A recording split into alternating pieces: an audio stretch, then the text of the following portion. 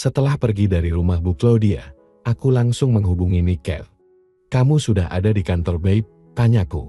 "Iya, bukankah kemarin udah janjian mau ke perumahan itu lagi?" sahutnya.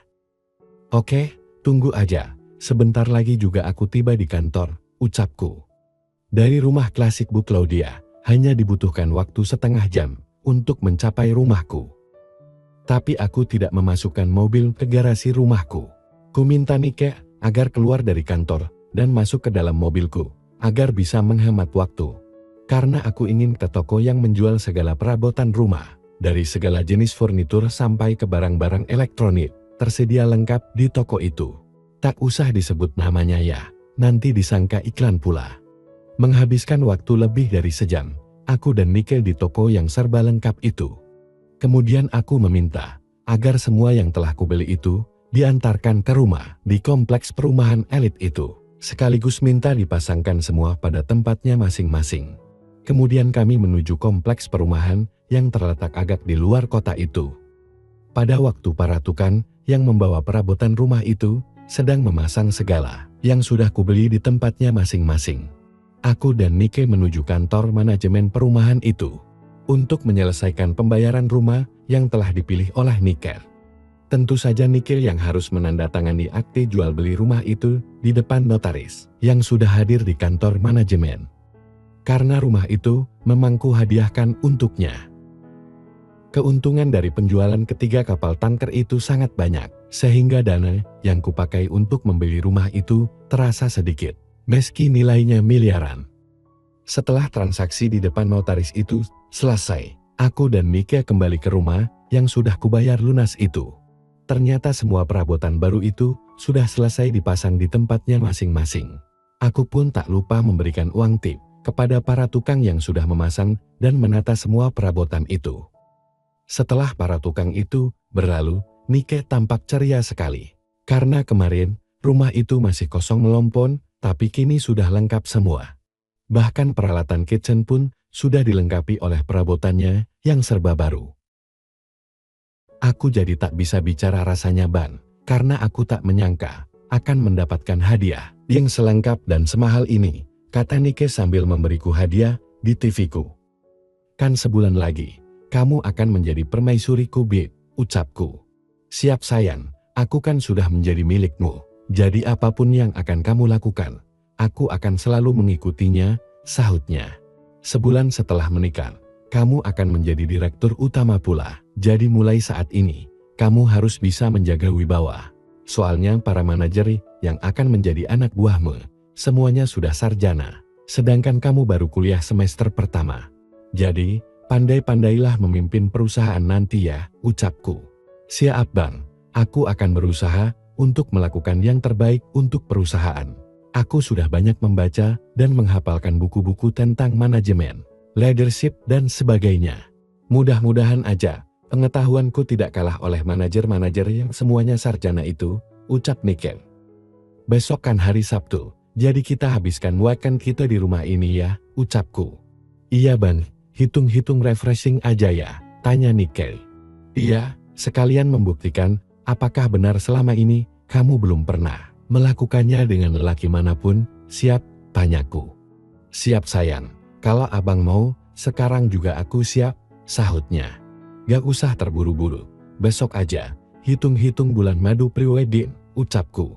Nike tersenyum dan disusul dengan ucapan, "Terima kasih Bang Denis sayang, aku bahagia sekali mendapatkan semua ini." "Iya sayang, kamu kan calon permaisuriku, jadi segalanya harus serba perfect.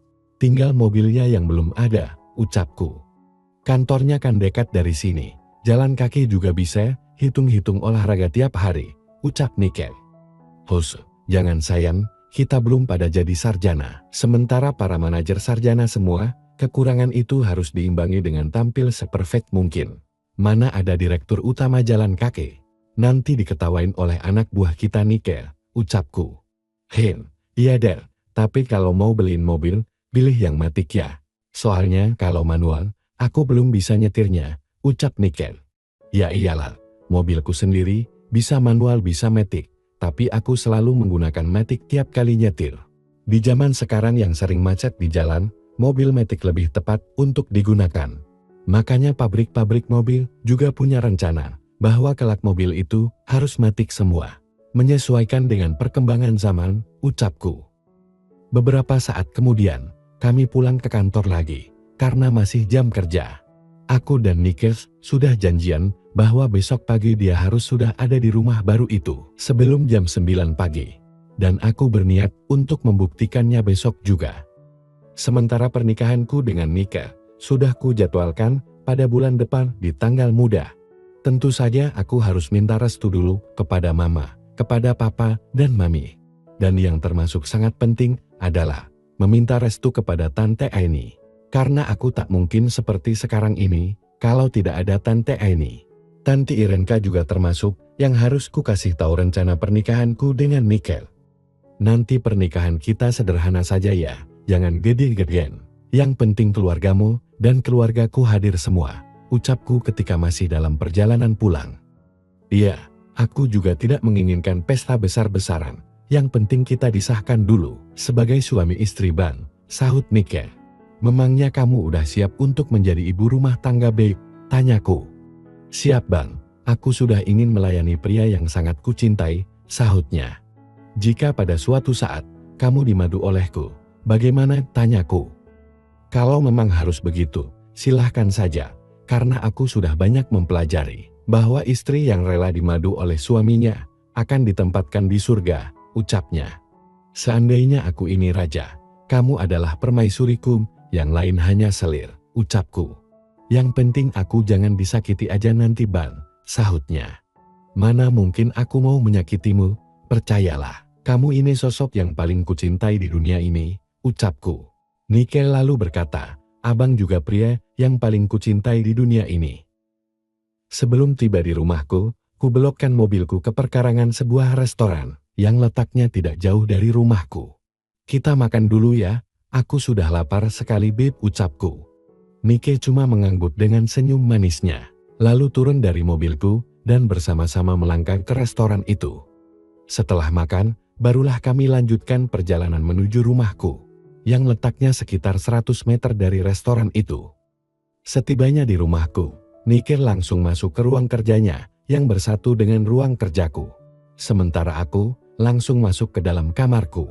Di dalam kamar, kantukku malah datang. Menguap terus, sampai akhirnya tertidur nyenyak sekali. Ketika hari mulai malam, barulah aku terbangun. Itu pun karena terbangunkan oleh bunyi dering handphoneku. WA dari Niken. Bang, ada masalah nih. Mama maksa ingin lihat rumah baru itu. Karena aku baru ngasih tahu dikasih rumah oleh abang. Terus tanyaku. Ini aku baru berada di rumah baru itu Bang, ucapnya. Ya gak apa-apa, kan mamamu juga berhak tahu milik anaknya. Lalu masalahnya di mana? Tanyaku. Mama ingin ngerasain tidur di rumah ini Bang, sahutnya. Ya izinkan saja. Kan ada 3 kamar di situ, ucapku. Masalahnya, kita kan punya rencana besok pagi itu, gimana Dom? Tanya Nikel. Gampang soal itu sih, rencananya kita lakukan di villa aja, bilang sama mamamu. Ada urusan bisnis di luar kota gitu, ucapku. Iya, tapi abang gak marah nih, tanyanya. Masa marah, malah seneng kalau mamamu udah berada di rumahmu itu. Lagian besok jadi, ada yang nungguin rumah, pada waktu kita sedang berada di villa, ucapku. Iya Bang, terima kasih atas kebijaksanaan abangku sayang ya, ucapnya. Tadi gimana reaksinya, setelah mamamu tahu keadaan rumahmu itu, tanyaku. Dia tampak senang sekali, sampai meneteskan air mata. Dia pun menasehatiku, agar selalu setia padamu Bang, ucapnya. Kamu bilang, kalau kita bakal nikah sebulan lagi, tanyaku. Soal itu sih udah bilang seminggu yang lalu. Mama seneng kok dengar kita mau nikah, sahut Nikel. Syukurlah kalau gitu. Oke, besok aku jemput ke rumah baru aja ya, bilang sama mamamu. Ada urusan bisnis di luar kota gitu, jangan bilang mau ke villa, ucapku.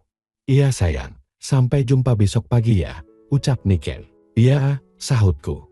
Setelah chat WA selesai, ku letakkan handphoneku di atas meja tulisku, sambil tersenyum sendiri. Karena membayangkan seperti apa perasaan Tante Esther setelah menyaksikan rumah untuk anaknya itu yang sudah lengkap dengan perabotan serba mahal pula. Tentu saja, Tante Esther akan merasa senang. Karena kalau hubunganku dengan Nike berlanjut ke pelaminan, berarti hubungan rahasiaku dengannya akan berlanjut terus. Apakah rencana Dennis dan Nike untuk pembuktian di villa itu akan berjalan dengan lancar? Atau jangan-jangan mamanya Nike malah ikut? Bersambung. Lanjut ke episode selanjutnya ya. Terima kasih. Jangan lupa subscribe.